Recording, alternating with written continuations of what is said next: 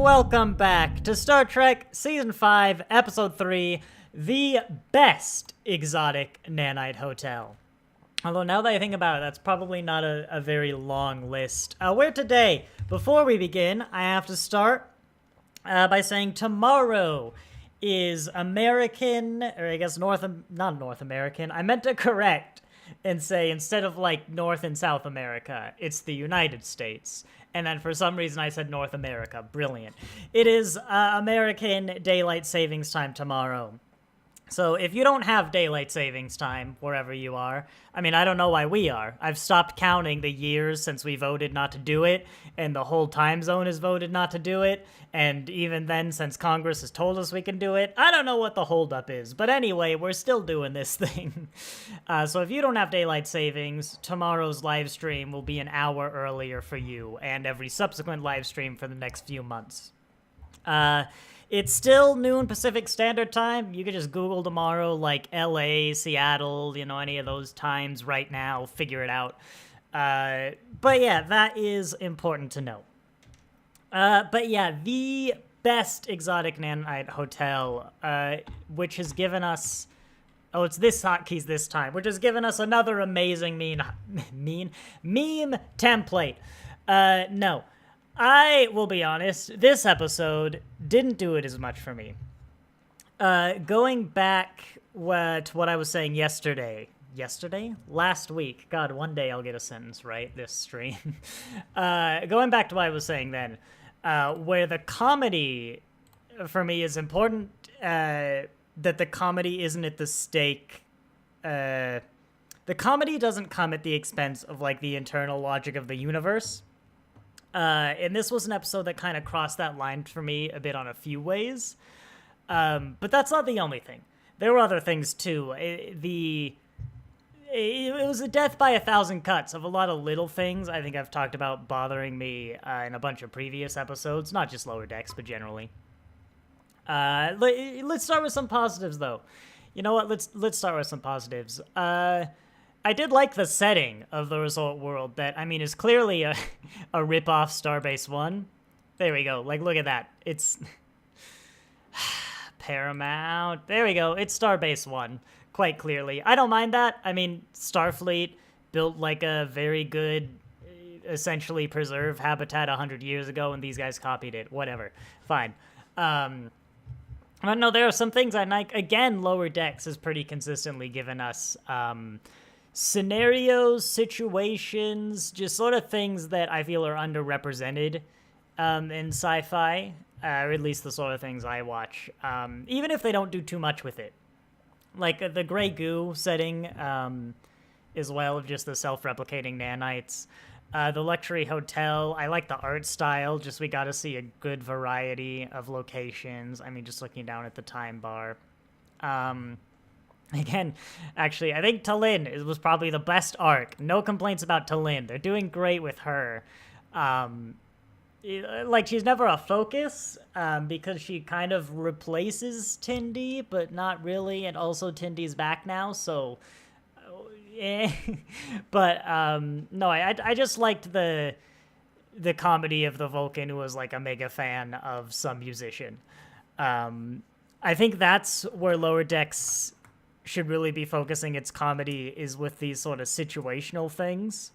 Because Lower Decks, I don't think has been, like, laugh out loud funny since, like, maybe season 2 or 3. It's been a while, which is good, for the record, because it's putting its focus on, like, its characters, and the character development, which I talked about a bit before. It's kind of transitioned more into those things, and you kind of need a more serious world to a point in order to care about all that stuff.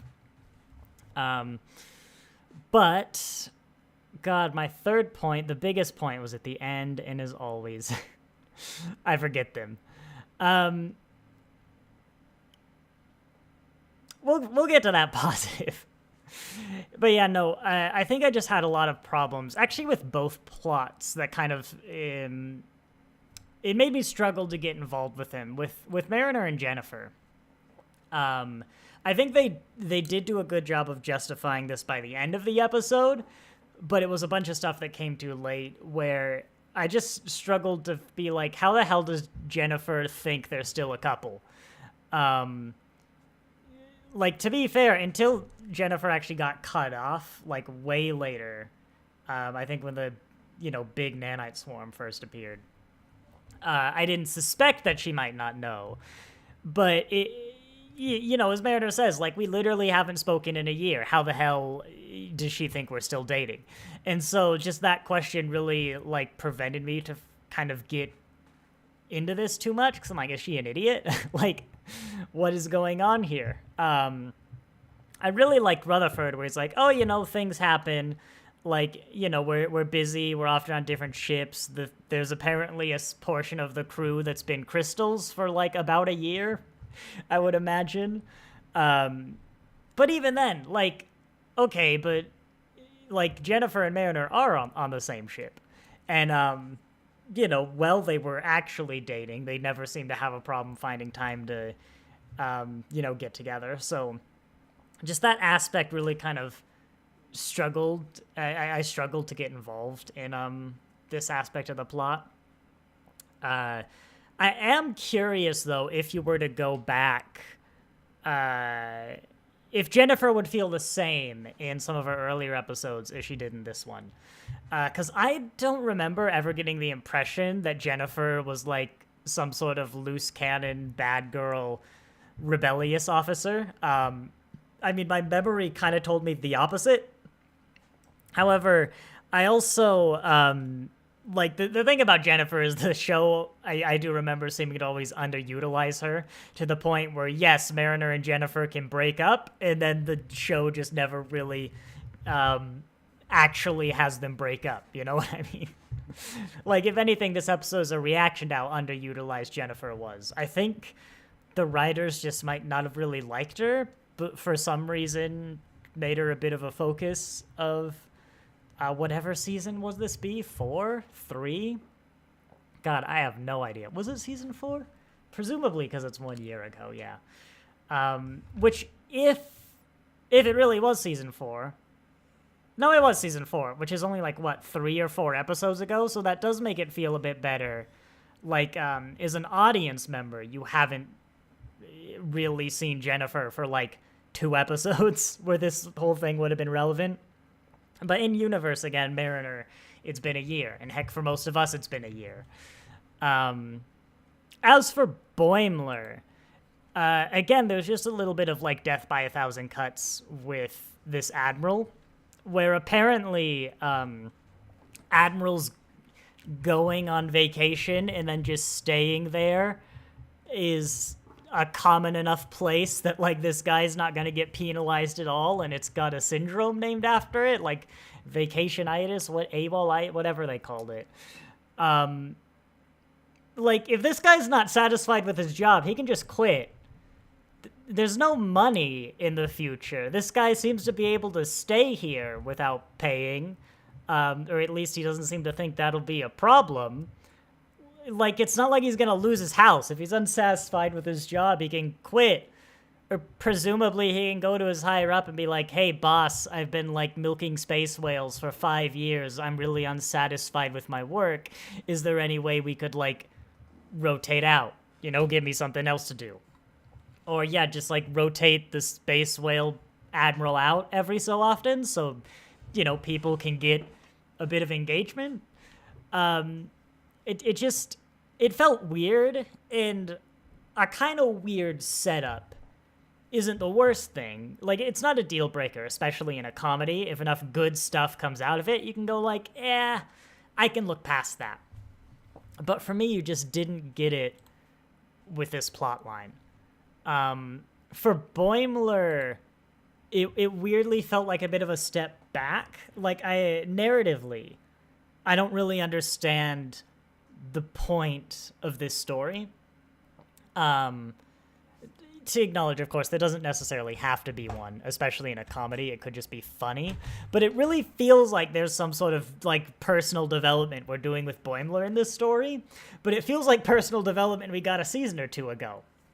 Like, Boimler... We've had plot lines where, like, Ransom himself, he seems to be Boimler's, like, direct superior.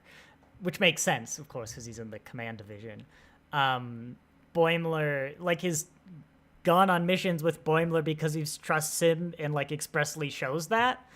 I can kind of get behind the idea of, like, Boimler's afraid Ransom will send him into super dangerous situations, but I didn't really get that sense, like, just watching what Ransom was doing in this mission. And of course, when Jet's like, oh, Ransom's a loose cannon, it's like, you might as well have him be wearing a shirt that says, like, TV comical misunderstanding. But the real thing that kind of lost me here is I assumed, right, you know, the Admiral lets Boimler into his little tiki club, whatever, and is like, I've been watching you, yada yada. I thought it might be Harry Kim, because we were concealing his face. Like, I thought it would be someone we knew. But he seems to trust Boimler, and then Boimler kind of seems to go along with the Admiral. So I thought, okay, this is it. We're gonna, like, show that Boimler has grown. He's been a lieutenant, he's been giving these responsibilities, and it was shown despite, like, what Jet said, and he's supposed to have reason to not trust Ransom here. Or even he flat out believes that Ransom is a bad officer. He still has faith in Starfleet, in the system, or at the very least of just doing the right thing, because that's the kind of officer Boimler is he would just, you know, he's like, no.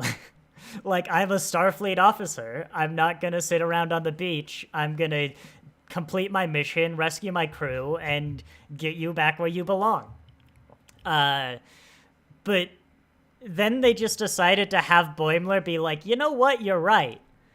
And, like, chill on the beach. And he needed to actually be talked out.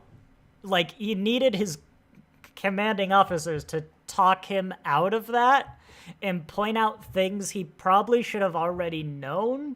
But even if he didn't know, again, like, it felt really out of character. And especially as, like, what should have been a demonstration of, like, his growth and where he kind of, I feel he would be as a character, or at least further along than he was, like, a season or two ago. It just felt like an episode that, actually, I wonder now if it is an episode that maybe this was a plot line from last season that they couldn't fit in, and so they moved it into this season. Tendy's here, but, I mean, there's only, like, 2 episodes where Tendy's not here, so that doesn't really mean anything. But, yeah, like, because I don't get the sense that he's faking it. He doesn't have a scene where he goes up to them and is like, oh, I was faking it the whole time, you know? Even as a joke or, like, a lie. It's not until they actually talk him out of it that Boimler's like, oh, yeah, you're right, and seems to go to free them. Because, like, he was sunbathing. You literally could have had the excuse of him waiting for someone to bring him this sunscreen. And, like, that's why he has to pretend for a while. It just felt like a huge missed opportunity that really distracted me. Yeah. Although I will say, I like that if they're going to have Boimler grow a beard, they are gradually... Oh my god, I've just got it. I'm sorry. The compliment is that they're gradually having Boimler grow a beard. It just clicked with me, though, last episode, that the confident, perfect officer Boimler is just Boimler, but he grew the beard. This is the kind of comedy I want from Lower Decks. That's a very fun little meta joke. I don't know, actually, who wrote that one. I'm actually going to check, because it had a lot of meta jokes. Was it Mike McMahon? Lower Decks Memory Alpha. Because it had the, like, no interpersonal conflicts joke as well, didn't it? Dos Cerritos? Yes, that was Dos Cerritos. Obviously, it was Dos Cerritos. It was written by Aaron Burgett. I probably butchered that. Aaron Burgett, who is a name I do not recognize. But yeah, as I said, it just... the plots didn't really land for me. And because of what I was saying at the start of the stream, where they're not... I don't feel this one is really leaning into comedy. The fact that there wasn't, the comedy wasn't particularly strong. It wasn't a laugh out loud episode. It just fell a little bit flat. I wouldn't say it was bad. I just say it was a very middling episode. Because he still did get, Tindy's a joy. As I said, Talin was also a good joy. I do like how they're doing Talin. If it wasn't a comedy, I might complain that they're pushing it a little too far. Although even as I say that, Tuvok was really one note and logical. Not logical. He very unexpressive. But he still had those moments. I don't know. I think that's it. With Tuvok, he would have some moments where I don't know he'd at least raise an eyebrow or something. YouTube is complaining about the stream health. It is a static image, YouTube. But we do still seem to be alive. Hopefully it's not an issue. I haven't dropped any frames. That will be on YouTube's end. That's not on my end. But also sometimes it just complains, even though the stream is fine.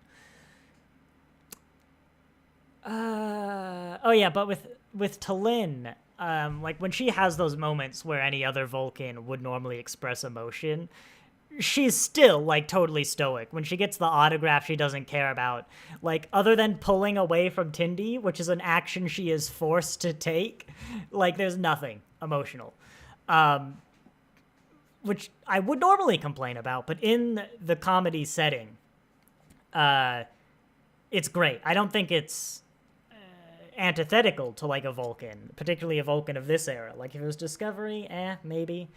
Unless you made it part of some sort of regressive, pure logic sect, which is a great pitch to really explore some of the Vulcan, what exactly a Vulcan is in that post-reunification time. But yeah, because it is the comedy setting, I think it's the perfect comedy Vulcan.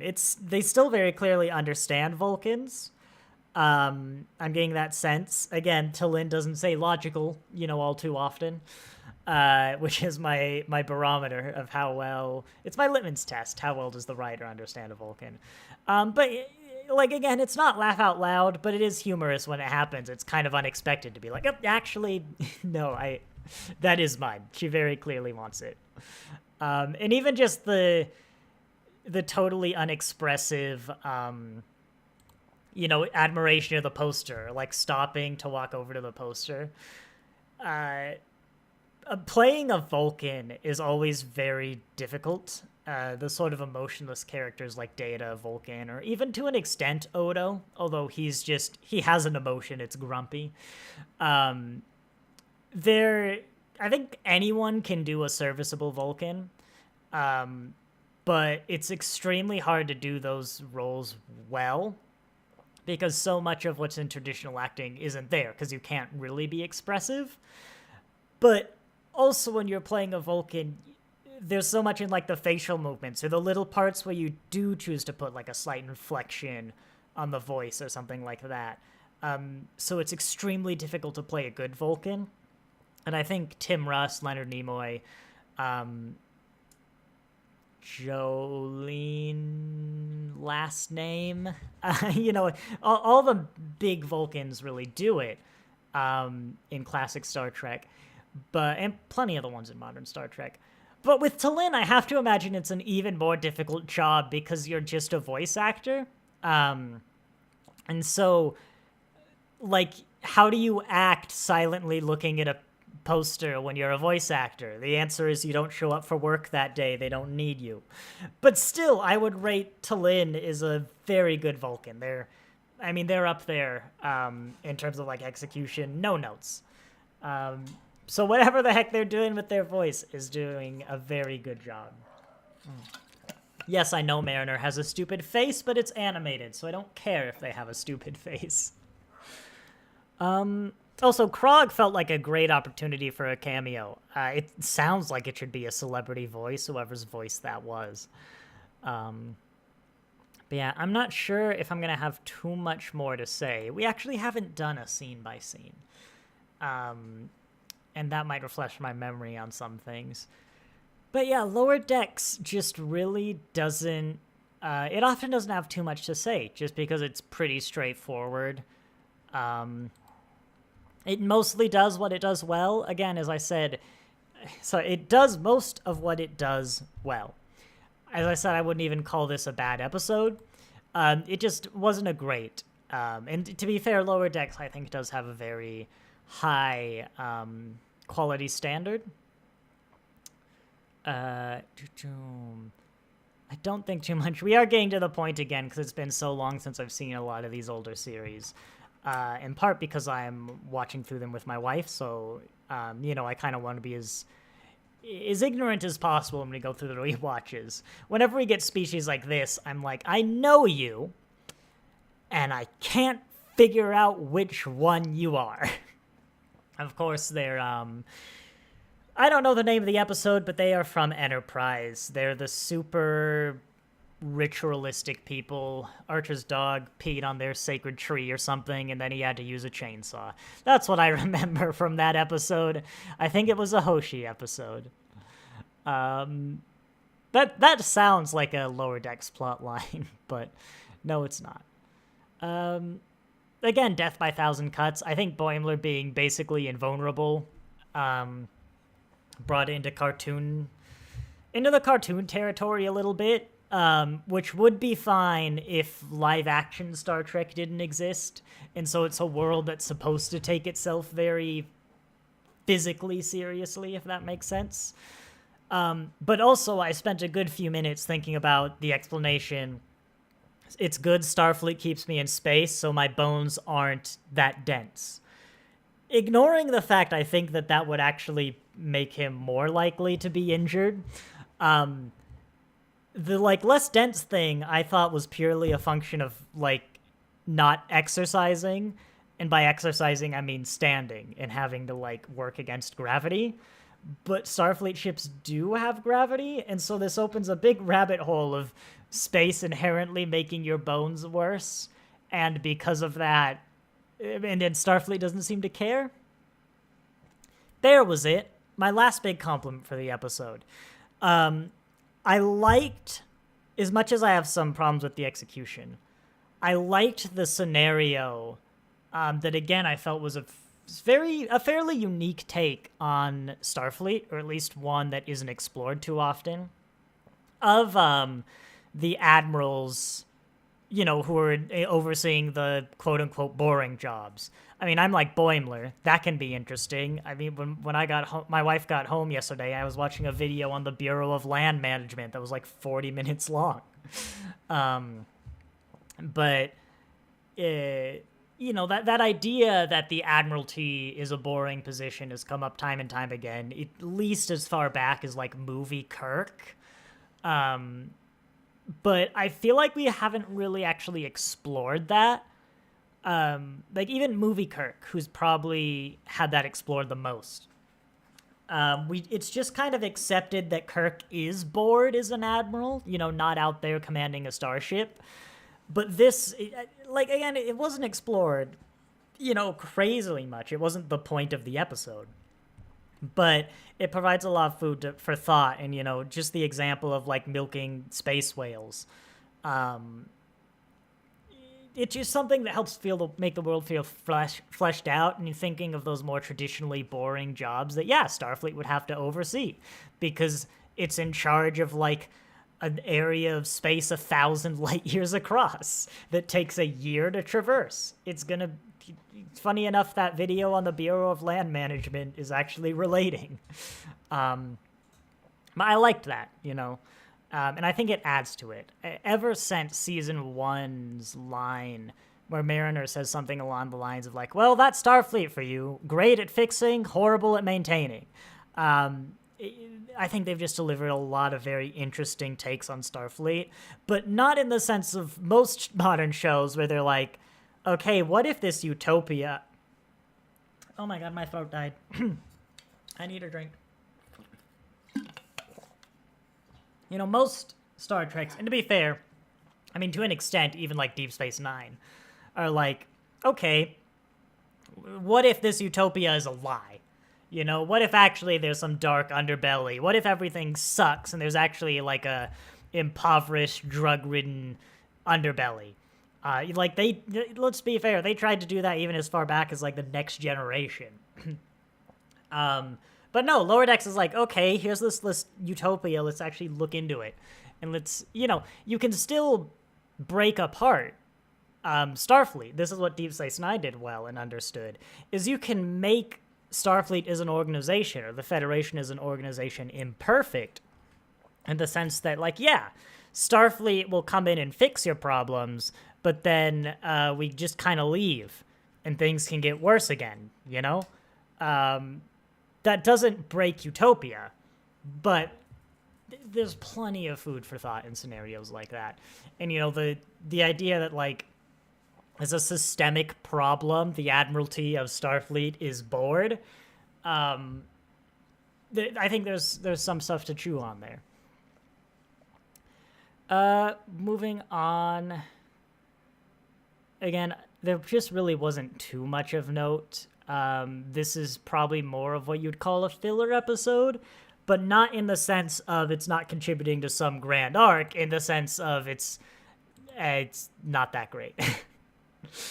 I don't know. Kudos to the instrument. It's a perfectly believable, yet also futuristic sci-fi one. I'm sure someone in the comments over the years are going to tell me that, like, hey, actually this type of instrument exists. This sort of stuff Talin's doing right here. I know there are musical instruments that take place of that.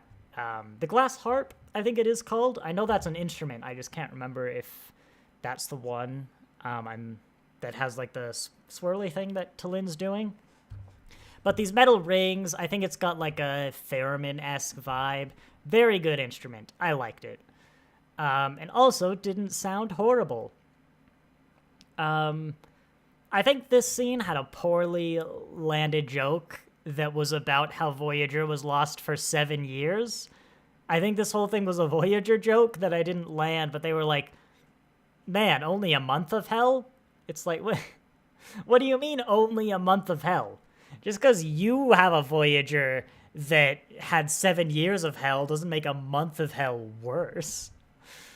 But yeah, as I said, it was a fine episode. There was still a lot of little bits. The Talin plot line helped a lot. But I think its A and B plot both had some problems. The A plot of Jennifer and Mariner in particular had the thing where if you just had some lines earlier, it would have worked for me. Like, really justify how Jennifer could think that they've been dating for a year more than, like, halfway through the episode, when that's been a major factor. But yeah, it was fine. That's how I would rate this episode. I would say it was fine. And there we go, 28 minutes. Yeah, Lower Decks often doesn't go much longer than the episode itself. But again, I'm still hopeful. Lower Decks is a very good series. They've got a lot of character work to be going on with. I guess if we have a few more episodes like the Boimler plotline, where it felt like he was kind of stagnant as a character, or perhaps even regressed a little bit to a position he should have been in a season or two ago. I won't be as upset about the cancellation, because of course this is the last season of Lower Decks, and they didn't know that at the time. But I believe they were told with a good lead up, more than Discovery got, but still, especially with an animated show, like, you kind of need to know at the start to really be able to do anything you want. But I think we've got enough with these characters. I'm sure I could go on for a while. I mean, I like the characters, but I think they've all had good arcs, and just in your head, you can kind of continue from here and be like, yeah, and then they all went on to have great, successful careers at Starfleet, the end. But I'm getting a little bit ahead of myself. This is a discussion for one of the final episodes of the season. So yeah, with that, I believe I will say thank you all very much for next time. Thank you all very much for watching, and I'll see you next time.